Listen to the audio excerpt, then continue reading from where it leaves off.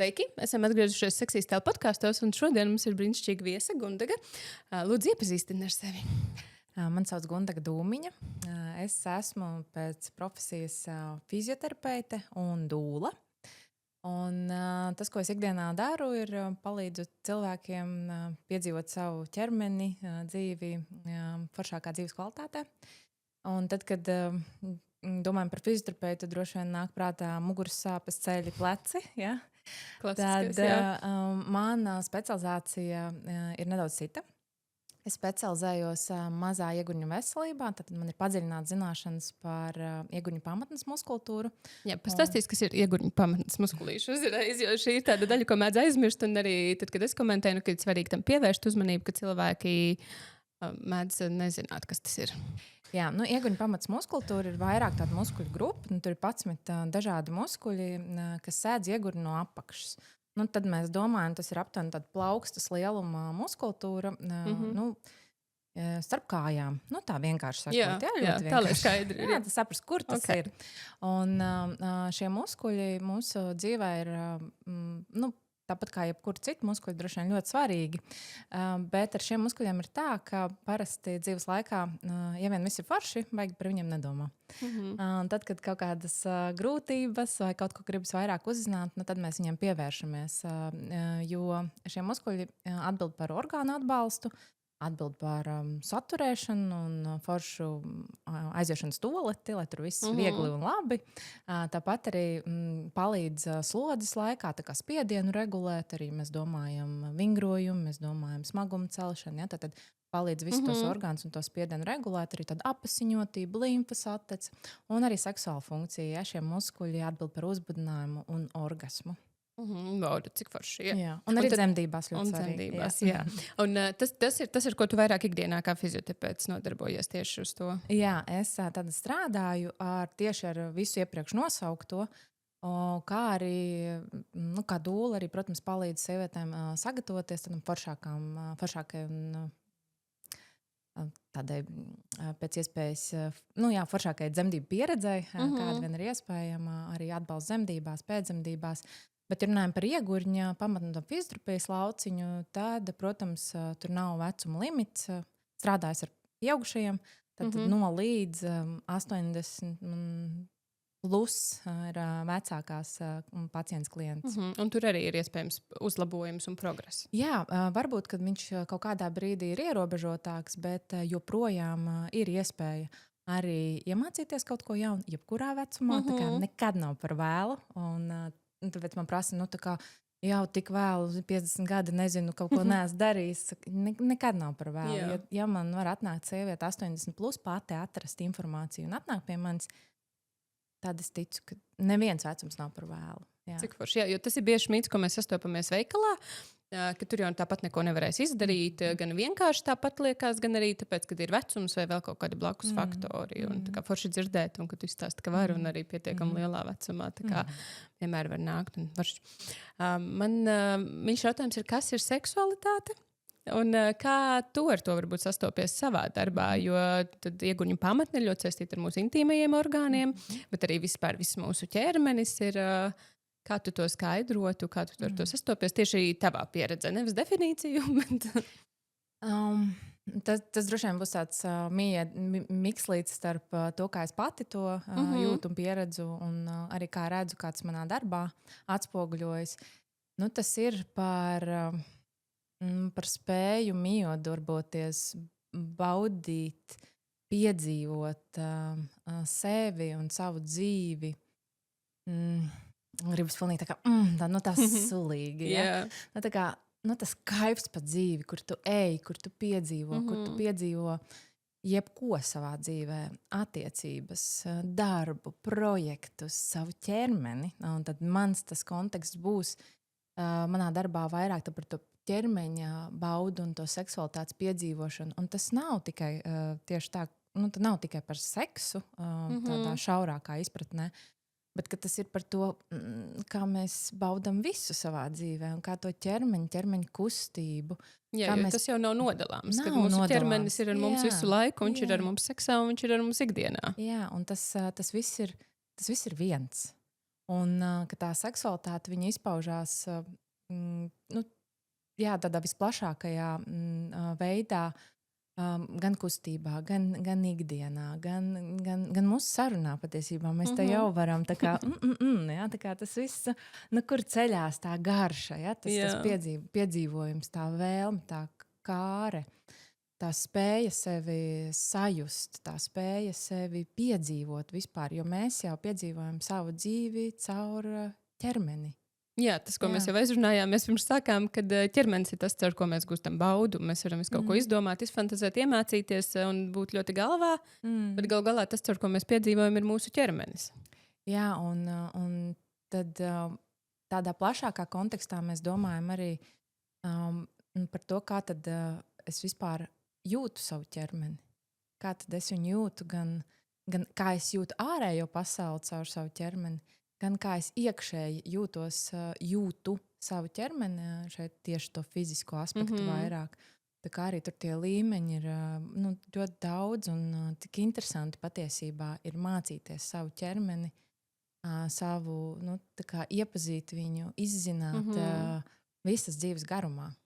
Jā, un ķermenis jau ir arī mainīgs. Un tās mūsu iespējas, ko mēs varam kaut kādā brīdī izdarīt, un gan kas mainās pieaugot, gan kas mainās arī iemācoties lietas. Jo tas arī kā progress, ko mēs varam iemācīties, gan vingrojot, gan ejot fizioterapijā, ir ļoti liels, kā mēs varam piedzīvot ķermeni.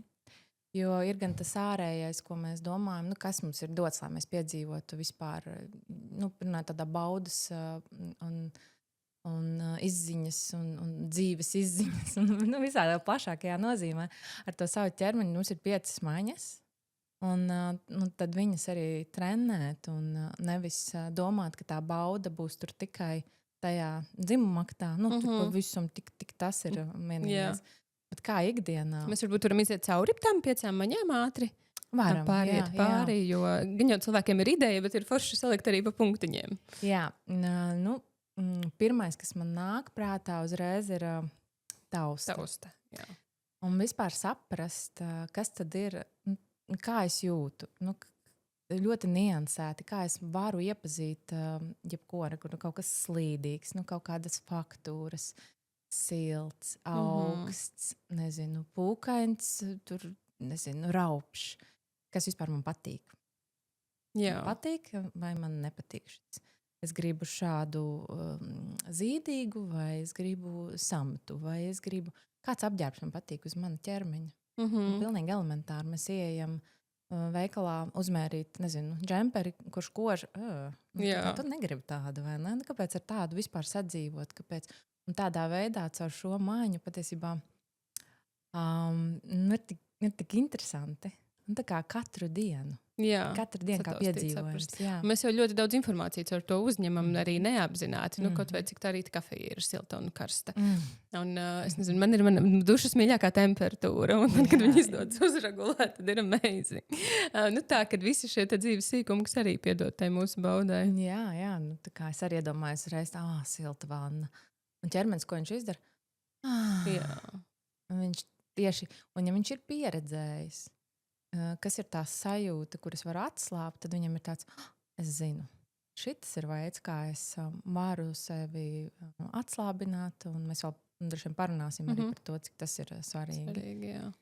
Kas mums tur tālāk? Garšas. Garšas, jā. Man liekas, tā gan ir bauda, ko cilvēki parasti sev neatsaka. Ja? Tā kā garšīgi paēst, es jau zinu, kaut ko garšīgu.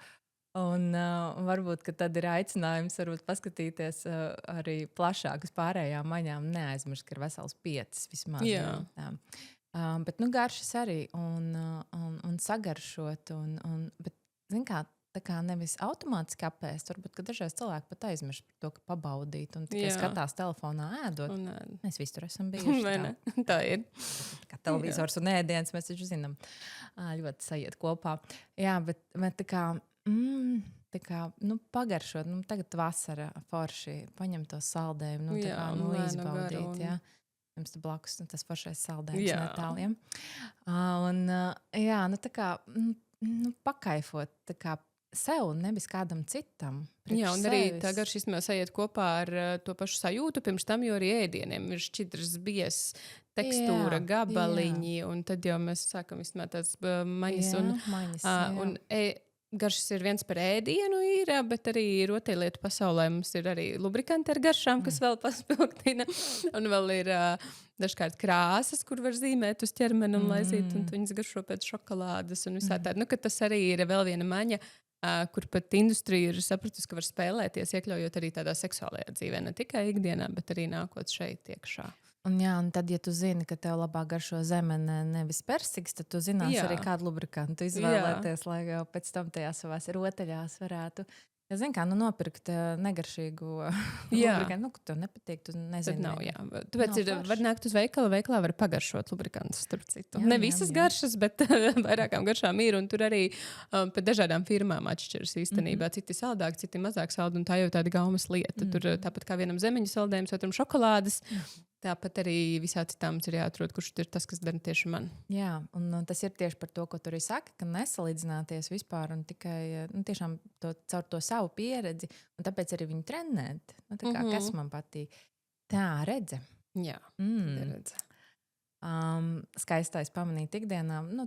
Ļoti vienkārši. Neko vispār nav, nekas sarežģīts izēj ārā. Pavasars, tagad vasara, viss zied, jebkurā gada laikā labi var paskatīties, bet tā kā tu redzi, kas ir tas skaistais, kas tevi nedaudz aizkustina, kas tev nedaudz liek noelsties, kas iedod tādu visa ķermeņa tādu prieku.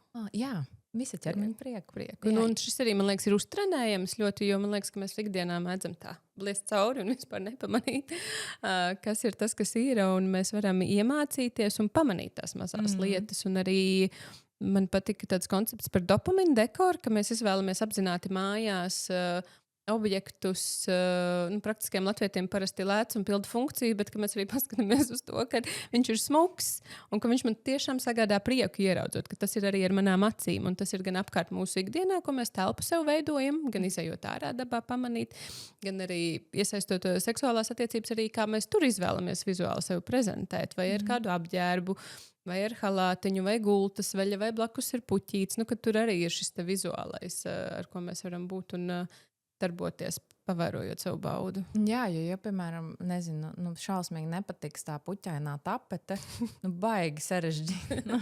Tā iedomājos, vienkārši man tāda vizuāli, tas tāds stāsts. Ka tu skaties un tev, riebji vienkārši, nepatīk. Kā tur iespējams? Tad jāliek priekšā paklājs. Vai kaut ko citu. Labi. Tiešām tas skaistais, ja tas ir svarīgi. Tādas detaļas patiesībā ļoti svarīgas arī aiznesot tās māņas uz to seksuālo dzīvi, to mīlēšanos. Tur jau tām niansēm patiesībā ir ļoti svarīga nozīme. Un, man liekas, mēs kaut kad esam runājuši, ja tev salst kājas, nebūs. Nevar atslābināties vai kaut kas nepatīk, kaut kāda smarža, kas kaitina. Nevar, tu netiec, tev jādabū. Tad ir vērts vispirms par to parūpēties. Jo tas par tām salstošajām kājām patiesībā no pētījumiem, viņš arī grāmatā Mīlkāda ir aprakstīts par to, ka magnētiskajā rezonansē liekot sievietes iekšā, tad viņām tur bija augsti, viņas gribēja pētīt, kā tad izskatās smadzenes orgasma laikā, un daļa nevarēja sasniegt orgasmu, un tad viņām iedod zeķītes un sanāca, un viņi sāk šo te pētīt, ka tiešām, ja ir zeķītes, tad orgasmu ir vieglāk sasniegt. Un tā pa jokam ir patiesībā, tur ir fizioloģija. Apakšā ir par to, ka, ja tas ir diskomforts, ja asins ir aizņemtas, lai apasiņot mūsu pēdas, lai mēs vienkārši nesalstam, tad iegurņu pamatnē, kas tad ir šie te orgāni, kas atbild par uzbudinājumu, ir mazāk resursu veidoties uzbudinājumam, jā. Un forši, ka tu piemini grāmatu Mīlkāda, es parasti savām klientēm iesaku noteikti, ja ir tie meklējumi par to savu baudu un kā tad viņa vispār ir uzbūvēta, tad tas, ko es savā kabinetā ļoti daudz arī izglītojušies saturs. Tas saturs izglītoja, jā. Un tad šī ir, man liekas, tā ir tā kā obligātā literatūra. Jā. Viņi ir arī iztulkot latviski, kas ir brīnišķīgi. Viņi angliski ir kā Kamazuāra un latviski viņi ir Mīlkāda taisa. Viņi var nopirkt gan pie mums, gan Līnas bibliotekā. Tā kā noteikti iesakām. Obligāti, jā. Tas ir tāds bāze, lai vispār saprastu, kā tad mēs esam uzbūvēts. un nevadītos pēc kaut kāda cita tāda stereotipa, kā tad mums būtu jārēģē.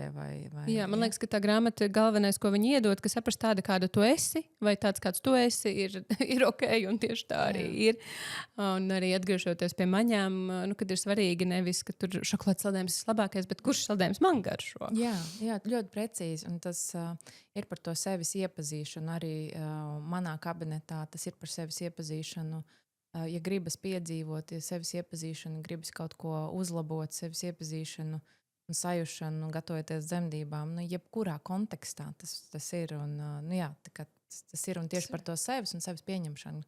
Nevis mēģināšanu kaut kā līdzināties. Pareizi, jā, nav pareizi. Nav pareizi, jā. Tad mums palika vēl loža un dzirde, vai ne? Jā, ļoti labi, tu esi atsīgi. Jā, ir forši aizrunāties, paspēsim vēl arī par šo. Bet, Loža. Šis ir... es vispār esmu asociācija, sajūtu un vizualizācija. Man galvā uzreiz ir bildes. Tas pirmais, ko es iedomājos, ir Ilanga Langa, mans mazais aromā, tas terapijas, aromā eļļiņas flakoniņš, un es iedomājos, kā es viņu iesmažoju un kāda sajūta tas pārņem. Aromaterapija vispār ir par emociju centriem, kā viņi iedarbojas. Bet tas ir viens aspekts. Protams, ka tas ir arī par smaržu ožu ikdienā. Tas arī kā pamanīt, kas tad man patīk, kas nepatīk. Jo, ja nepatiks, partnerā smaržas vai aromāts, tad ir grūti. Es nezinu. Tas ir sarežģīti. Jā, tad ir vērts uzrunāt un palūgt nomainīt smaržas vai nelietot kaut kādā brīdī. Jā, tāpēc man liekas, tā smaržu izvēle pāru attiecībās noteikti varētu būt tāds tā kā saskaņojums. Pat, vai arī varbūt tad izvēlēties tā kā kopā tādas, kas abiem der. Vai tad tās, kuras patīk tikai tev, tad lietot, kad tu esi bez tā otra sava partnera. Jo tas tiešām ir nozīmīgi, kā mēs ar to esam. Man ienāca uzreiz pļavas smarža un ārā, kad iziet un svaigs un puķītis. Tagad bija tas ceriņi. Jā, ceriņi. Pēc lietas, tad jāsmīna tūlīt. Tu tā kā ej visu laiku tā kā tādā eiforijā un kaifā pat āru. Un šo ir svarīgi pamanīt, jo es ticu, ka visiem, ne, bet lielākajai daļai ir stress, ir atbildība, ir pienākumi, ir uzdevumi. Mēs nedzīvojam visu laiku ļāvā un varbūt kāds dzīvo forši. Bet kas ir tas, kā sevi apzināti vest un to nervu sistēmu tā kā līdzsvarot? Ja tas jau ir par to tādu līdzsvarošanu, un tas ir arī veids, kā iepazīt sevi, izzināt. Sākumā var tiešām tāds uzdevumus. Šodien oža, rītā garša. Tad tiešām ir vingrinājumi pat aprakstīt, uzliek absolūti jocīgos laikos 5 modinātājus dienā, un tur, 17, 23, 21, 58, tādus, kas nav apaļās stundas. Un tad tādā brīdī, kad viņš nozvana, ir tas mērķis iziet cauri visām maļām un atrast kaut kādu. Var katrā dienā koncentrēties uz kādu maņu, bet var arī tad visām 5 iet cauri un atrast, ko es šeit varu baudīt un kas man patīk, un tādējādi to savu ķermeņa apzinātību veidojot. Jā, jo tā ir trenējuma lieta, viennozīmīgi. Tas nav tāds, kas ir kaut kā vienā veidā un visu neko nevar darīt. Tā nav. Visu var mainīt un trenēt un attīstīt. Un varbūt dažkārt liekas, ka tas nav tik svarīgi, bet iedomājieties, ka kaut kas smird, riktīgi smird. Grūti ir tādā vidē būt un atrasties, un vismaz es uzreiz sajūtu ķermenī sasprindzināt. Tāds tā kā, okay, es varu pacēsties, ja ļoti vajag, bet tā kā baigi labi nav. Un ir ļoti viegli šīs lietas nepamanīt, bet ja mēs iemācāmies pamanīt, tad mēs varam to savu vidi veidot sev patīkamāku un tādējādi gan nervu sistēmā iedot atpūtu, gan arī tad izlietot to savu kapacitāti citās lietās, kur mēs varam vairāk baudīt. Jā, jo vienkārši tu vari pieslēgties. Tev nav jātērējās, vai nenovērš kāds. Tā, un kas mums palika? Dzirde. Jā. Dzirde. Man uzreiz nāk prātā kaut kas, ko kāds mums saka, bet es tagad iedomājos, ja ir kaut kādi trokšņi, kas novērš savu ķermeni, tad arī tas varētu... Remuns, kā ir. Jā, klasiski tur kāds urbi ar šo ritīgo urbi, triecienu urbi. Tur. Baigi nevarēs atslābināties. Jā, bet arī dzirdi mūzika, kas patīk, kam patīk, jo ir vispār cilvēki, kas ļoti mūsdienās pieejami visi pasaules mūzika, tikai izvēlēties, bet arī, nezinu, pļava, tāpat, ko tu teici, jūras šalkoņi. Ja, tas daba vispār, man liekas, ir fantastisks resurss. Jā. Visu laiku pieejams, un arī tur sevi attīstītās mājas ļoti, ļoti forši.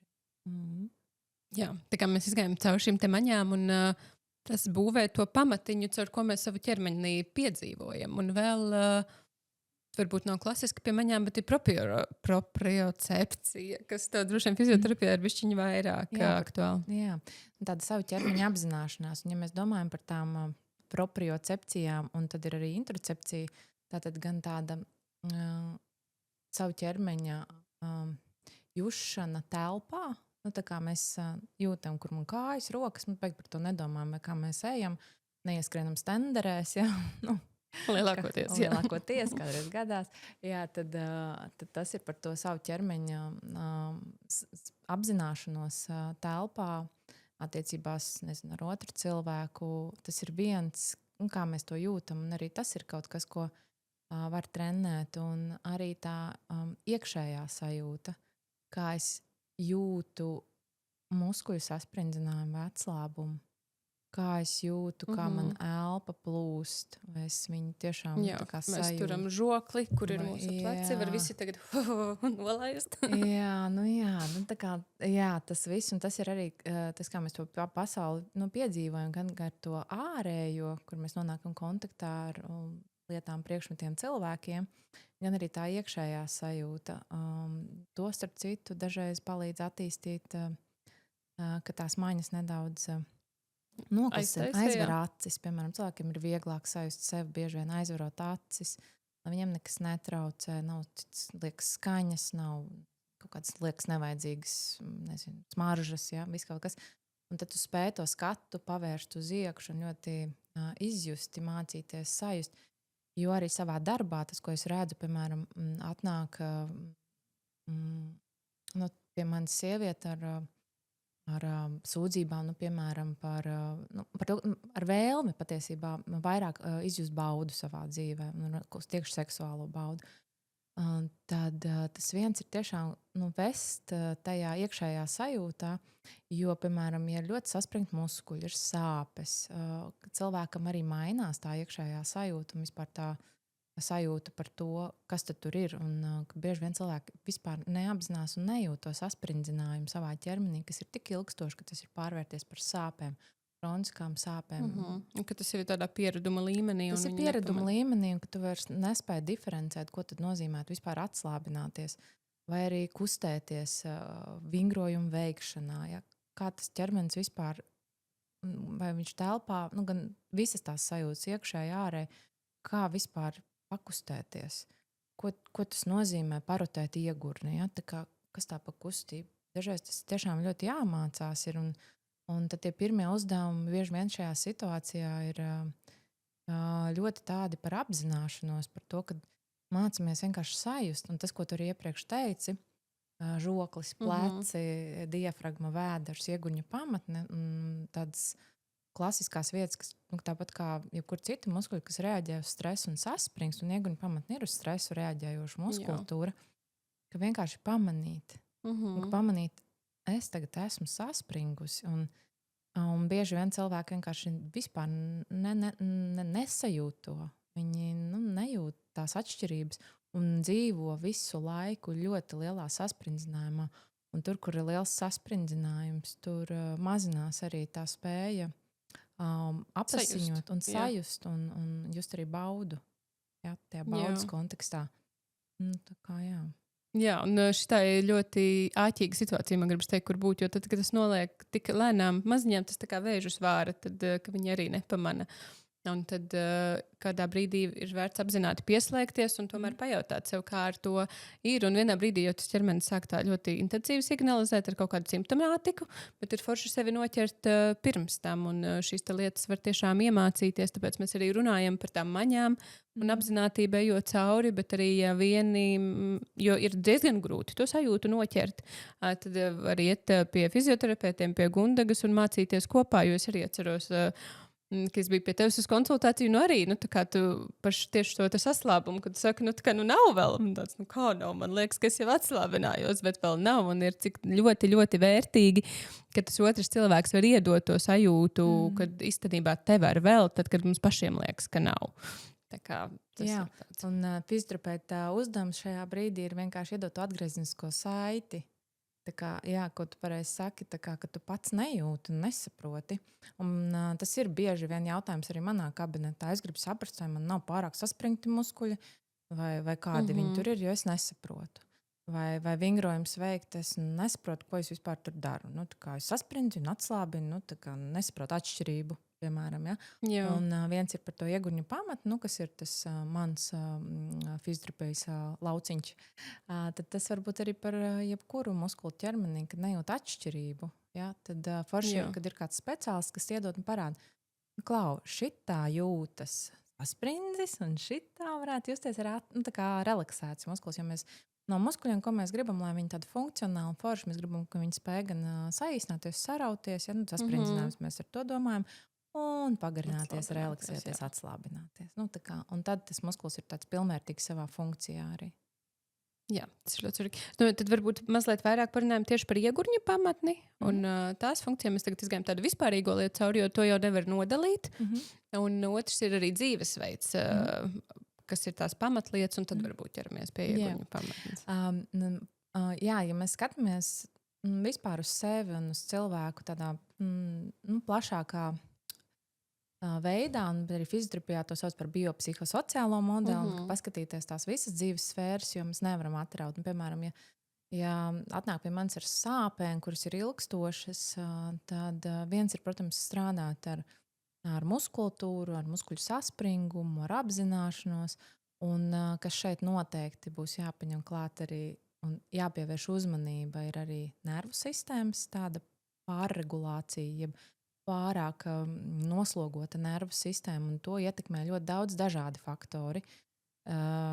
Ikdienas stress, attiecības darbā, darba vide, tātad visi tie sociālie, psiholoģiskie faktori, bioloģiskie, jā, tas saspringums, vēl kas tur ir kaut kāda miofasciāla apzināšanos, un tad skatīties, ko var kaut kāds sāpju punkti, vēl kaut kas. Un tad ir tas dzīvesveids arī, un nevar to atdalīt. Vispār cilvēks nav atdalāmas kaut kādas sfēras, mēs esam tāds veselums. Un tad šeit miegs, pirmais mēs zinām, bez miega, baigi grūti kaut kur tālu tikt. Uzturs. Ja, tāds fiziskās aktivitātes ikdienā, kustība. Ja, kustība arī kopumā jau ir ļoti svarīga. Pirmkārt, es tā uzreiz par kustību iedomājos, lai varētu forši pamīlēties, vajag, lai tās locītavas viss tur kustās un ir spēks kājās un ir laba locītava mobilitāte, tādā vispārējā. Un arī tā nervu sistēmas tāda līdzsvarošana caur kustībām, kas sagādā prieku, kas varbūt ir arī relaksējošas. Un, ja mēs domājam par tādām fiziskām aktivitātēm, mēs zinām, kādi ir tie vispārējie ieteikumi. Tur pastaigas ikdienā, un tad ir spēka vingrojumi un 2 reizes nedēļā. Bet tas mans aicinājums būtu paskatīties uz savu dzīvi, kas ir tiešām tas, kas būtu piemērotāk šajā brīdī, un ko ir iespējams ieviest. Un dažreiz tās ir 15 minūšu pastaiga. Tas ir ļoti labs sākums. Kad nebaidīties sākt ar kaut ko maziņu. Ar kaut ko maziņu. Nevis, tiešām es tā kā aicinu, sākam mazāk. Un otrs ir, ja tā dzīve ir tik ļoti jau stresaina, ka tur kortizols, adrenalīns ir dominējošie hormoni un visu laiku ir šitā te, tad varbūt tās fiziskās aktivitātes izvēlēties nevis, kura vēl vajag šitā te, bet tādas, kur iedod, varbūt tā ir joga, mierpilna, varbūt kaut kāds foršas dējas. Es pat izmēģināju biodanza. Arī ļoti interesants veids, kā strādāt ar sevi, tad savu ķermeņa kustību, arī mācīties prieku sajušanu. Vai atrast kaut ko, kas tiešām nomierina varbūt arī to nervu sistēmu, kur iedod to līdzsvarojošo daļu. Tas ir tāds, ja mēs tā pavisam skatāmies visu cilvēku. Jo aiziet pavingrot, bet tad negulēt nakti un ēst ātros ēdienus, tad, neizvingrosim savu ārā no tā, kas ir ar dzīves stilu sastrādāts, diemžēl. Tas var kaut ko bišķiņ nokompensēt, bet tur nebūs tāds rezultāts, un parasti tad arī tā motivācija pazūd, ka tas jau reku it kā daru, bet rezultāta nav, un tad arī ar to tāpēc, ka darīšanu ķermenim tālāk. ir kaut kāds resurss, un mums jāsaprot, ka ne tikai visu laiku no viņa ņemt un prasīt, un viņu spiest ārā un žmiegt kā tādu grīdas lupatiņu, bet arī kā viņu uzpildīt. Kas tad būs tās lietas, kā es uzpildīšu savu ķermeni un tā kā līdzsvarošu to nervu sistēmu.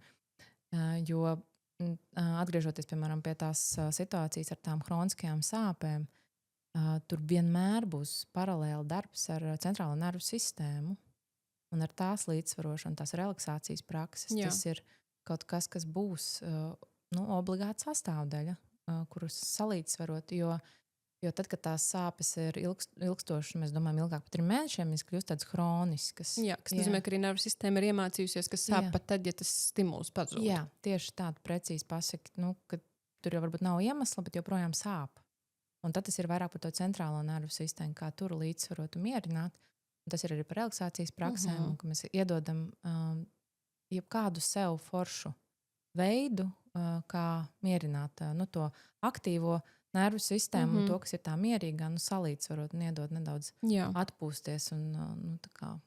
Viņam tā kā šūpolītēm būtu jābūt, ka mēs ejam turp un atpakaļ, bet mēs, diemžēl, mēdzam tādā ļoti aktīvajā iesprūst ar mūsdienu dzīvesveidu, un tāpēc ir tas uzsvars meklēt, kur mēs varam aiziet tādā atslābumā, bet tas nenozīmē, ka atslābums ir vienīgais un vislabākais. Mums ir jābūt šī šūpolītē, kur mēs varam būt no viena un otra un tanī darboties. Jā, un te man arī par sāpēm, kā sāpes seksa laikā ir viena no lietām, un tur arī bieži iedzīvojas tieši tanī, ka kaut kādā vienā pieredzē bija, pēc tam, man liekas, atkal veidojas saspringums, un bieži vien tur ir tiešām kaut kāds fizioloģiskais iemesls, bet dažkārt tas nonāk arī īpaši runājot par pēcdzemdību periodu. Ģimenes studijā tikko noklausījos foršu epizodu par seksu pēcdzemdībās, kam aktuāli iesaka noklausīties.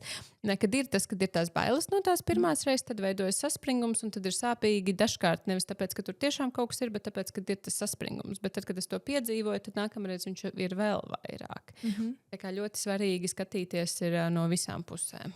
Jā, un tas, ko tu saki, tad veidojās tāds cikls visu laiku un aiziet tādās hroniskās sāpēs un muskuļu saspringumā, kas ir reāls muskuļu saspringums. Varbūt kaut kādi šie sāpju triggerpunkti zināmi plecos vai kaut kur sēžām. Parasti fizioterapijas tie, kas iet masēt, zina. Tad arī ieguņu pamatnē var būt tādi saspringuma punkti, tādi savilkumi un arī kopumā tā muskultūra. Un tad tas būs darbs. Viens ir tā centrāla nervu sistēma, un tad ir arī nervu un muskuļu tāda neiroregulācija un adaptācija.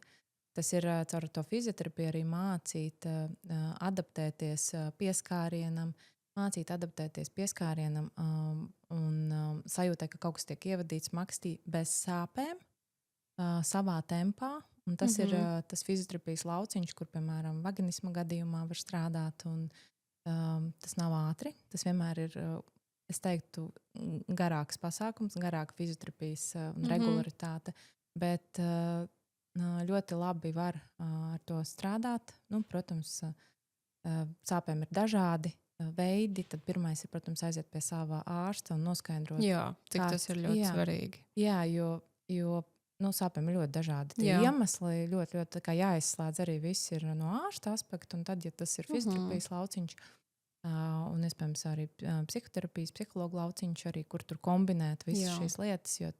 Un te man ir tāds ieteikums, ja pirmais ārsts jums nepatīk, ko saka, meklējiet nākamo. Jo šīs īpaši ar seksualitāti un seksu saistītās sāpes ir viens no biežākajiem, kur nāk atgriezniskā saite, diemžēl, par diezgan nekvalitatīvu aprūpi, kas tiek saņemta un diezgan noraidošu. Un mans tas aicinājums būtu, ja diemžēl jums izdodas sanāk ar kaut ko tādu sastapties, meklējam citu speciālistu, jo ir cilvēki ir cilvēki. Cilvēki ir dažādi, un arī speciālisti ir dažādi.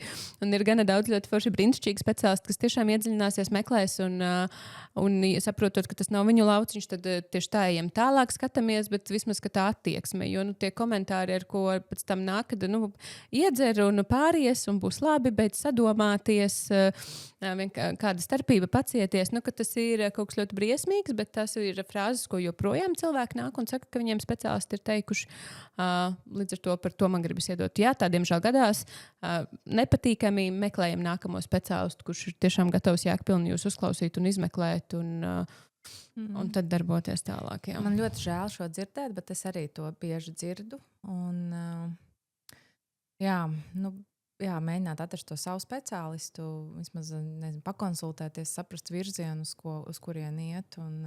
Ir arī daudz brīnišķīgu ārstu un speciālistu, kas tiešām meklē to risinājumu un iesaka arī fizioterapiju kā tādu palīdzošu metodi. Tā kā ir ļoti dažādi un žēl dzirdēt arī, ka tā joprojām gadās. Bet, manuprāt, mazāk. Man gribas ticēt, ka mazāk. Ka mēs kļūstam kā sabiedrība izglītotāki. Un gan klients pats zina labāk, ko paprasīt, gan arī speciālisti vairāk mācās un darbojās, un tā tēma ir atvērusies plašāk. Tā kā, tad pievēršamies varbūt mazliet vairāk tieši jau pašam iegurnim. Bieži tāds stereotips, ko mēs dzirdam, ka tas jau ir tikai tad, kad ir parādās urīna nesaturēšana, citādi jau tur nav ko. Un tam man liekas, ka sava taisnība ir, ja tur ir urīna nesaturēšana, tad tiešām ar steigu, bet tur ir arī vēl visakā daudz. Tas jau, ko es sākumā teicu, un es atkārtošos, kad parasti tiešām cilvēki dzīvo nost to savu dzīvi, kaut kā dzīvo, un kamēr nekas nesāp, netak, tad, kad negribās un var aiziet normāli stoleti, un nav nekādas tur sāpes, spiediena sajūta, tad baigi par to nedomā. Bet mans aicinājums, un tas arī, ko mēs vispār fizioterapijā veicinām un gribam arī veicināt, kad iet profilaks ceļu. Tas būtu vislabākais. Nesagaidīt, ka tur jau kaut kas nav forši, bet rūpēties par savu veselību kā tādu ilgtermiņa, lai tā dzīves kvalitāte pēc iespējas foršāka, jo patiesībā, ja kaut kas ar to iegurņa pamatni kādā brīdī vairs viņi nedara to savu darbiņu, kas viņai jādara, tās dzīves kvalitāte tiek būtiski ietekmēta. Ja? Un, kā jau tu teici, tā urīna nesaturēšana ir bieža lieta, protams, ar ko pie manis nāk, un tad strādājam ar to muskuļu funkciju, arī visādi noslīdējumi un sāpes, un tas, ar ko mēs runājām, bet ir arī tā daļa par seksuālo funkciju, jo iegurņa pamatnē atbild par uzbudinājumu. Un uzbudinājumu mēs domājam erekciju. Un erekcijas ir gan vīriešiem, gan sievietēm. Jā, šeit gribētu atzīmēt. Vīriešiem mēs biežāk šo vārdu, man liekas, izmantojam, nekad domājot par vīriešu uzbudinājumu, naudu piebriedumu tādu. Tad sievietēm arī notiek tas pats. Vienkārši tā kā tas ir vērsts vairāk uz iekšā ķermenī, mēs to vizuāli tik viegli nevaram novērot. Un tad līdz ar to tas, ko mēs neredzam, kaut kā mazliet aizmirstās vai nav tā izpratne. Jā, un tad tā viena funkcija, un mēs varam parunāt arī nedaudz vairāk. Vēl viena lieta, pirms tālāk runāt par orgasmu, tad vispār jau saprast savu ķermeni un zināt, kas kur atrodas. Un par iegurņa pamatni runājot arī, tad, kad atnāk pie manas konsultācija, es cenšos nedaudz ieskicēt arī, kas te atrodas, kas te tās funkcijas, kāpēc tas ieguņa pamatni tur viss ir tik svarīga, protams. Un tad arī parādu, šeit arī mums ir tas klitora modelītis, parāda, kur tas klitors atrodas, jo dažreiz nav īsti skaidrs, ka mēs redzam tikai to klitoru galviņu, galviņu, kas tur kapucītē, kurai starp citu arī ir kapucīte. Svarīgi, ka tā kapucīte ir kustīga un tur viss forši gan atvelkas, gan kustās. Tāda mobilitāte arī svarīga tā klitoru funkcijai starp citu, par ko varbūt nevienmēr runā vīriešu kontekstā, man liekas, vairāk, vai ne, par to ādiņas kustīgumu. Jā, ka priekšādiņa kustās, bet arī tieši tā klitora galviņā ir cepurīte. Kurš šauts latviski, man liekas, nav tāds superforšs tulkojums, bet ir svarīgi, ka viņa tur ir un ir kustīga, un viņa var būt ļoti dažāda. Tas arī ir tāds. Es vienmēr iesaku iegooglēt The Great Wall of Vagina, kas arī vagina nebūtu pareizi, būtu jālieto vulva, bet viņš atrodas The Great Wall of Vagina. Un apskatīties, cik vulvas ir dažādas. Jā. Tas arī ir ļoti. Un tad, kā tur tie klitoriņi, un starp citu, ir arī ļoti smukas bildes atrodams ar klitoru magnētiskās rezonances bildītēm. Var arī Googlē ielikt, tikai skatāmies, lai nav bērnu fonā, jo tur atrod visu kaut ko. Un tur ļoti smuki var redzēt, cik tas klitors īstenībā ir dažādiem cilvēkiem. Ļoti. Un, protams, arī savā praksē sievietes kādreiz uztraucās, vai tur kā tur viss ir ļoti dažādība un variabilitāte, un visi varianti ir skaisti un forši. Un galvenais ir zināt, kas kur atrodas un kā tam jāfunkcionē. Un līdzīgi kā par maņām nesabīties, ka ja tev nav tāpat, ka tas varbūt uzreiz ir kaut kas nepareizs vai slikts, tāpēc ir forši iet pie speciālista, kurš tad palīdz saprast un nodalīt, jo klitoram arī Gundaga sāk rādīt, kā viņš tur ir iesēdies, un viņš bieži vien mēdz būt asimetrisks.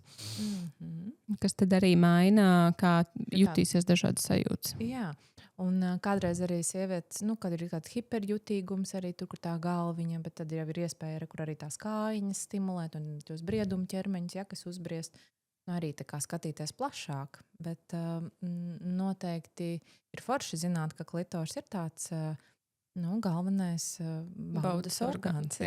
Šo mūsdienā vienīgā zināmā klitora funkcija ir dot baudu. Jā, un unikāli, man liekas, sievietēm, viņas ir apdāvinātas ar šo brīnišķīgo orgānu. Un, man liekas, ja jau mums ir iedots tik foršs orgāns, tad viņš ir jābauda, jāpiedzīvo. Jā. Un pat ja tas varbūt kaut kādā veidā līdz šim nav izdevies kaut kāda iemesla dēļ, tad meklē to atbalstu, kā veicināt, lai tā kā mācītos un skatītos. Jā, vai arī, ja tā sajūta ir pamainījusies un kaut kādā brīdī bija vieglāk sasniegt orgasmu, tagad ir grūtāk, vai viņi ir palikuši vājāki, ka tas arī ir pietiekams iemesls atgriezties pie tevis.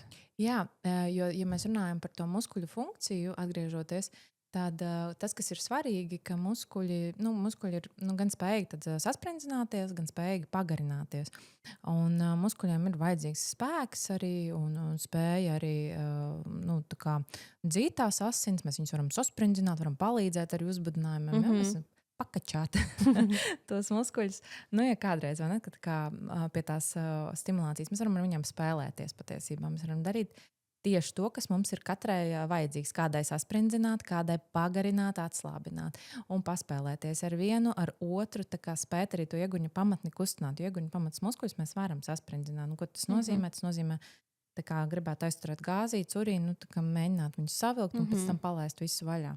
Pavisam nevar palaist vaļā, jo tie muskuļi strādā autonomi arī, tā kā mēs ejam un nekas ārā netek vai, tā kā ja viss ir kārtībā, tad arī par to neuztraukties. Dažreiz sieviete domā, kā es atslābināšu līdz galam, tad tur kaut kas notiks. Bet mēs esam arī iemācīti, ka tā kā mēs ejam stolti, tur mēs atslābināmies, tā vide tam ir paredzēta.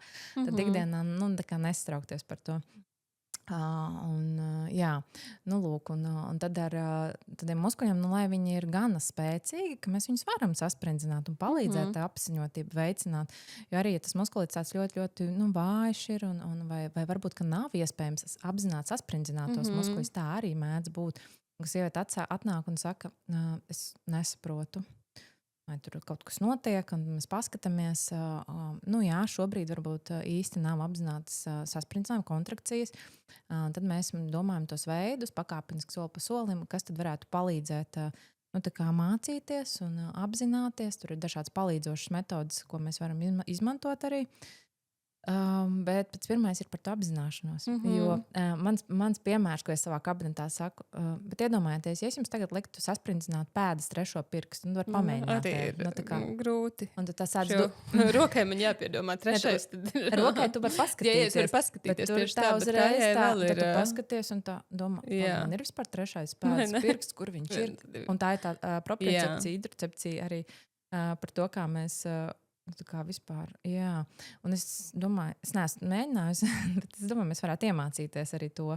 Jā, tie ir, man liekas, puisis ar kāju pirkstiem remontēja pulksteņus, bija Guinnessa rekordos ielikts. Tas ir par to, ka mēs varam attīstīt to muskultūru, tad, ja mums ir pietiekoši vēlme to darīt un tam pievērst laiku.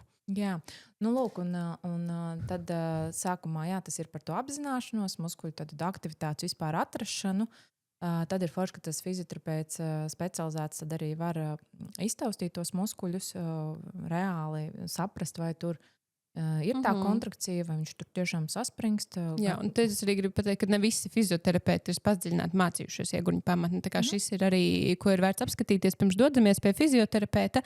Ja ir jautājumi padziļināti par ieguņu pamatni, tad meklējam Gundagu vai kādu citu, kas ir specializējies tieši uz ieguņu pamatni, jo pamatsaturā kaut ko jau māca, bet ne tik padziļināta zināšanas par ieguņu pamatni. Un lai atrastu sev tuvāk pieejamo, tad ir fizioterapeita mājaslapā sadaļā sabiedrībai zem ieguņa pamatnes veselība ir saraksts ar šādiem fizioterapeitiem, kas tad ir apmācīti pa visu Latviju, kur tad viņus var atrast, sazināties un tad sarunāt to savu konsultāciju. Jā, un lūk, tas fizioterapeits iedod atgrieznisko saiti, to, ko mēs teicām sākumā, un pēc tam jau arī tad attiecīgi vai stiprināt, vai vajag uz relaksāciju vairāk. Dažreiz atkal ir otrādi, ka tā muskultūra ir pārāk saspringta, un tad jau arī tur nenotiek ne apasiņotības, sāpes, mēs domājam par sāpēm, orgasma laikā, sāpēm pie dzimuma dzīves. Ja? Tad arī tā apziņotība ir samazināta. Tad, kā veicināt, principā, īsāk sakot, līdzsvarot to muskultūru, lai viņa ir gan spēcīga, gan elastīga, spējīga saīsināties, pagarināties, relaksēties, izdarīt visu tas, kas viņai ir jāizdara, lai labāk apziņotos, lai tie audi varētu uzbudināties, lai pēc tam būtu iespējams arī šīs patvaļīgās kontrakcijas orgasma laikā, kur mēs domājam, ka tā muskultūra saraujas, tādas ļoti ātras kontrakcijas. Un tie ir gan tie virspusējie muskuļi, gan šeit nevar redzēt, tur ir vēl arī dziļāka muskuļu kārta. Un tie arī kā tādas muskuļus. Klitoriņš ir ievinies pa viņiem pa vidu, un līdz ar to, tad, kad tie muskuļi kontrahējās, tad arī klitoram nāk papildu stimulācija, un tas sniedz mums baudu un patīkamas sajūtas. Jā.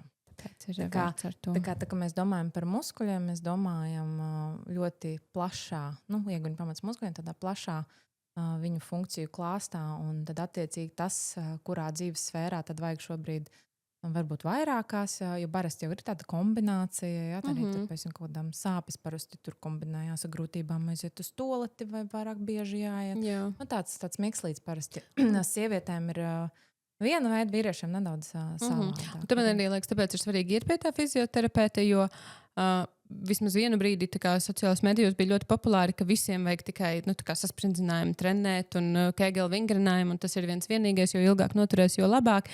Bet tā ir tikai puse no, man gribas teikt, pat mazāk. Viens ir, ka tiešām vajag to sasprindinājumu trenēt, jo muskulīts ir atstābs, otrs ir, kad vajag trenēt tieši atslābumu, bet vēl jau var būt arī disbalans, ka viena puse muskulim ir vājāka, tad otra atkal pārkompensē, un līdz ar to, kas tur tiešām reāli notiek, mēs varam noskaidrot tikai tad, kad aiziet pie speciālista, kurš ir apmācīts, kurš var apskatīties un iedot konsultāciju tieši priekš jums.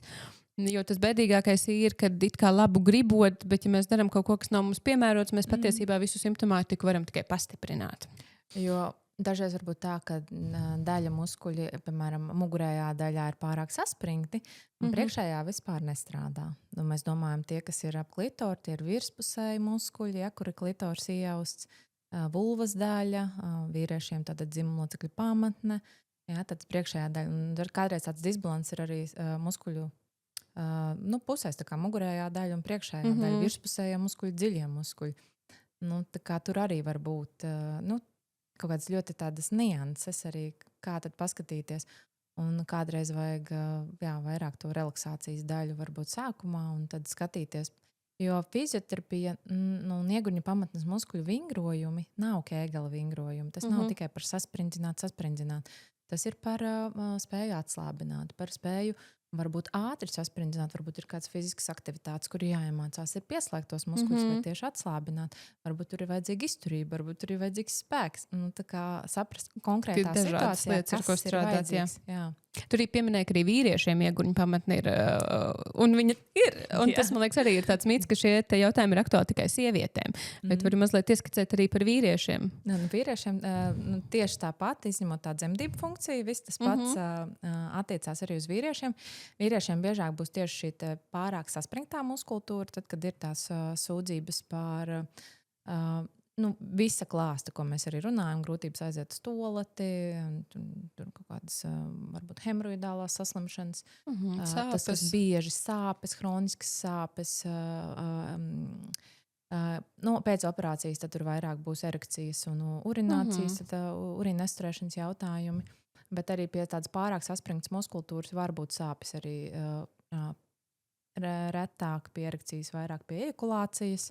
Tas vēl tādi aspekti. Tur arī ir tādas nianses. Un vīriešiem ir tieši tāpat. Jā, un ja sievietē klitora kājas ir ievietas ieguņu pamats muskultūrā, tad loceklim arī ir kājas. Un tās ir tās, kas ir ievietas arī ieguņu pamats muskultūrā.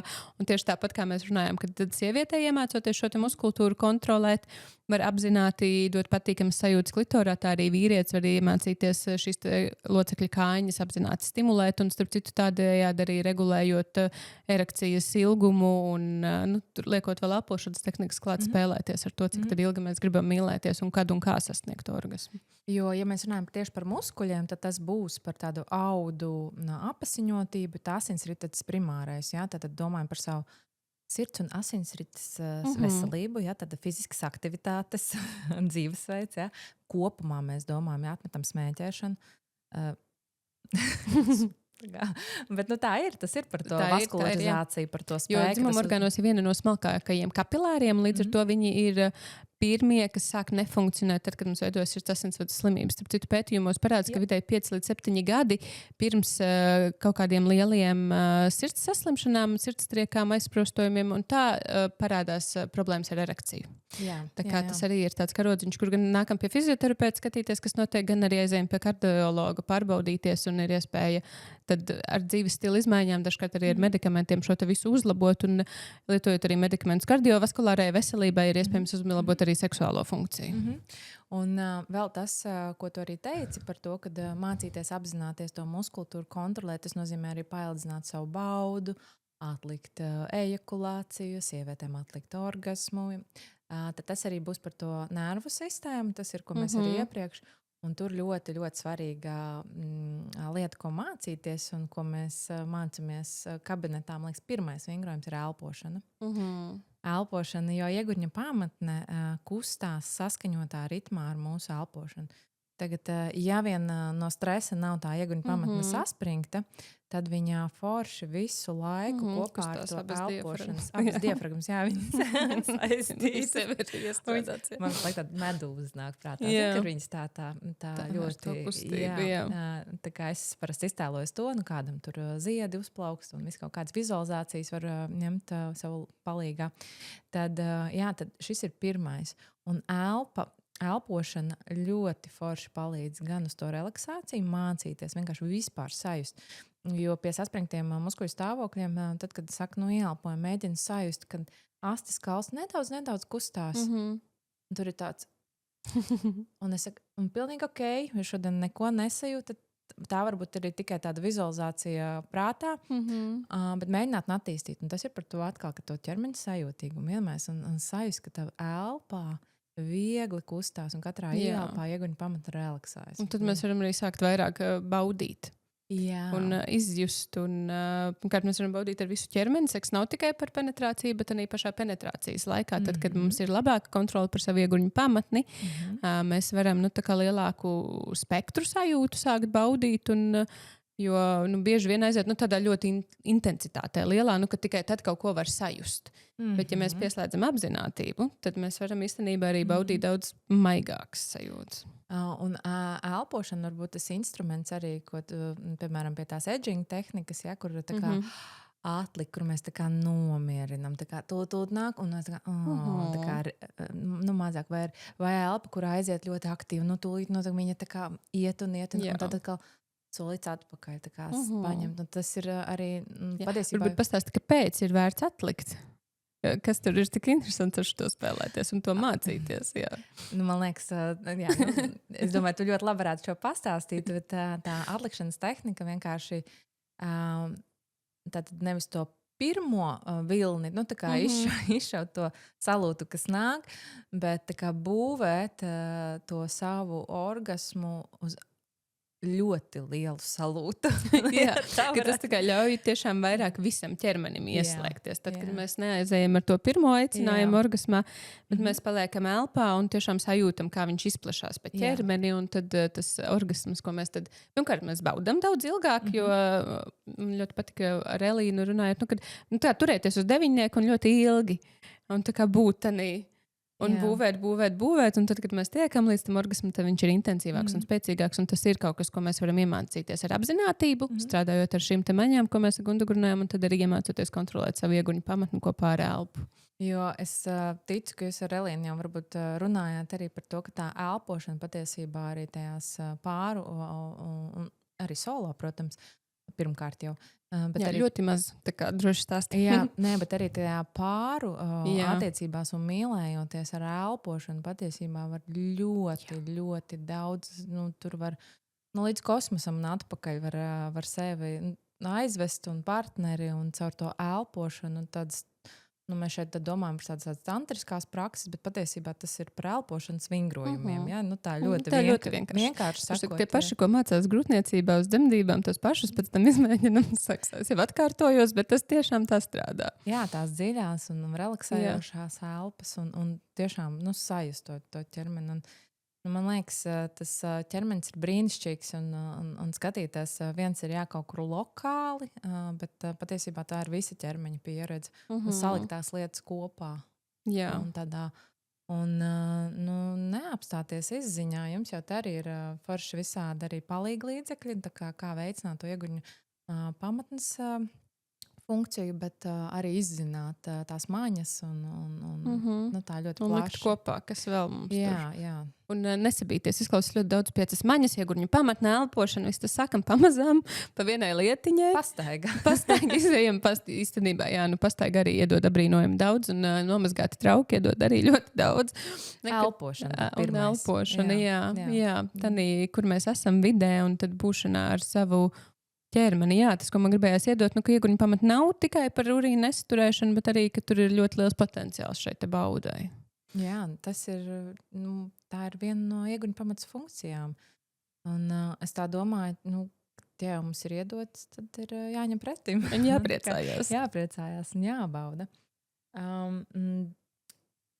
Jā, un tā baudīšana, ko mēs vēl pirms tam runājām par to, ka kādreiz arī tās sevis iepazīšana un sāpes arī var būt kaut kas, kas tā kā attur varbūt, tad tā varētu būt, domājot tieši par tādu penetrāciju un sāpēm pie tāda dzimuma akta, tad dažreiz ir forši arī sākt no ārpuses, ja? Un paskatīties, varbūt iepazīt savu ķermeni, vispār no sākuma visu ķermeni, un tad, ja mēs aizējam līdz tam līmeni, patiesībā no sākuma bez erogēnām zonām, tad ar pieskārieniem ārēji erogēnām zonām, tikai tad domāt par iekšēju. Jā. Jo mainoties ķermeņa uzbudinājumam, mainās arī tas, kā mēs sajūtam.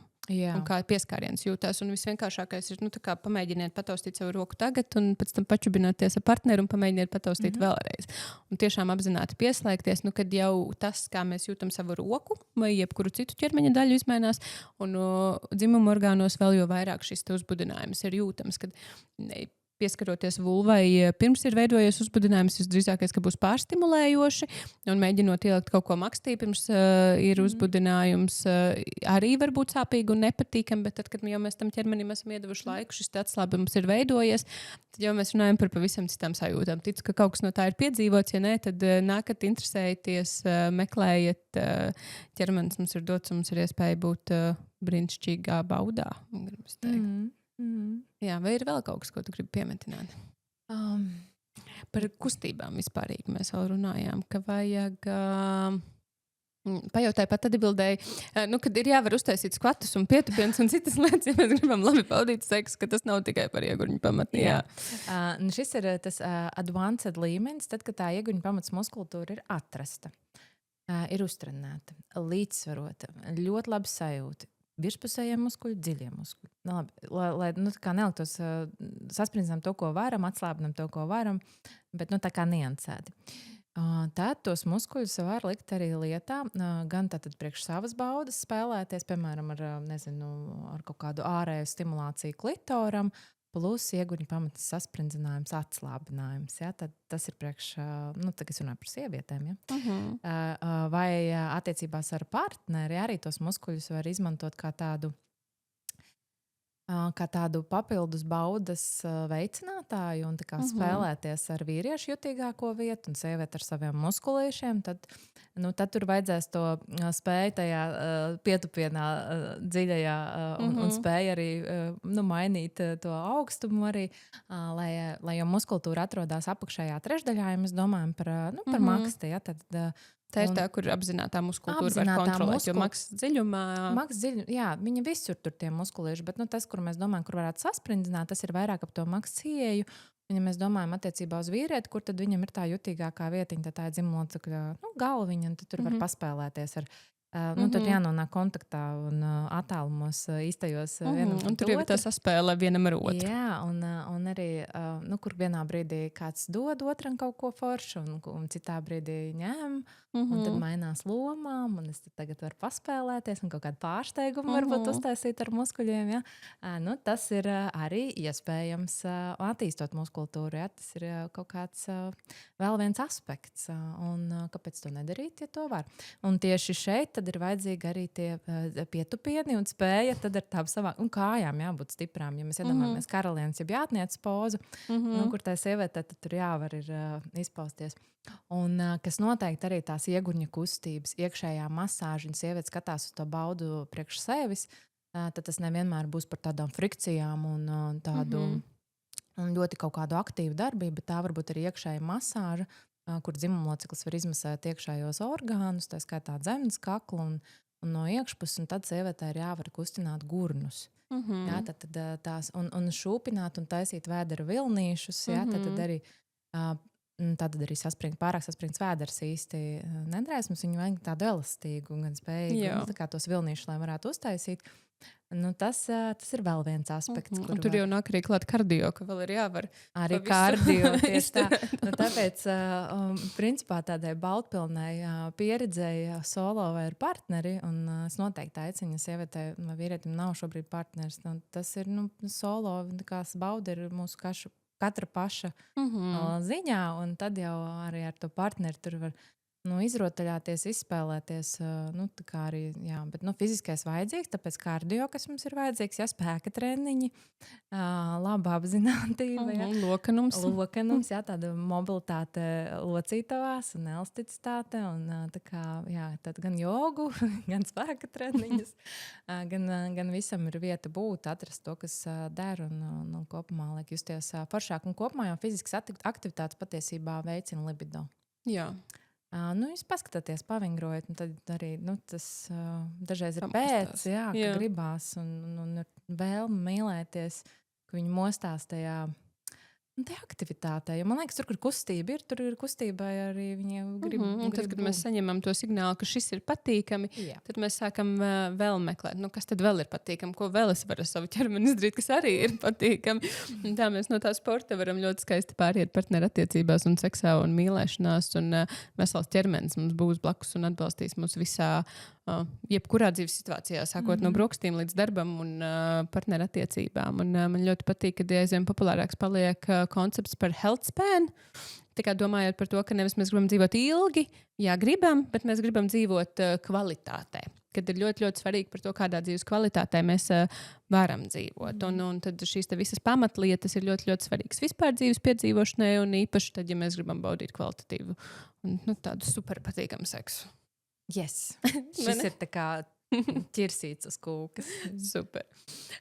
Tad, laikam, teikšu paldies, vai tu gribi vēl kaut ko? Vai tā arī? Man liekas, uz šitām mēs arī varam.